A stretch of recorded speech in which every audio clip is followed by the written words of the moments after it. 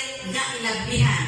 Ug ang usa ka butang nagkanaog ingon sa usa ka habol nga pinaagi sa upat ka kanto nga hinitan kini gituton paingon sa yuta. Nakakita si Pedro, o usa ta nakita ni Pedro? Balik yung nakita, kung sa'yo nakita? Habol. Upat ka kanto hinitan gituton sa asa? Sa yuta.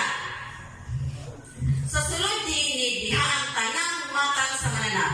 Nga kan upat o tiil o sa mga nagasaguyod sa yuta o sa mga langgam sa kahanginan. Kung sa mga nagasaguyod sa yuta o sa klase na nga mananap, bintin.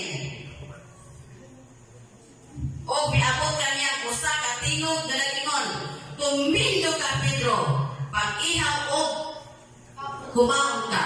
Apan si Pedro ningon, dili ko Ginoo kay wala pa gyud ako nakaon nga dili binalaan nga mahugaw. Unsa daw? Ikaw si Pedro wala. Ano mo siya nikaon? Ha? Kaya dili niya gusto nga mahugawan ang iyang lawas. Kay binalaan gyud ang akong lawas diploma sa Ginoo. So dili gyud ta mukaon o dili kabuton sa Ginoo nga pagkaon.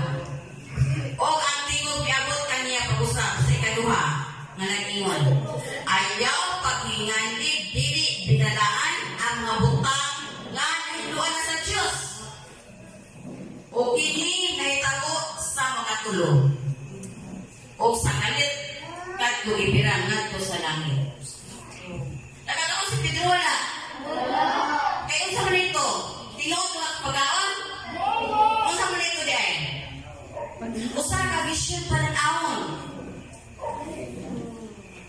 Usam na si Pedro nalibot sa iyang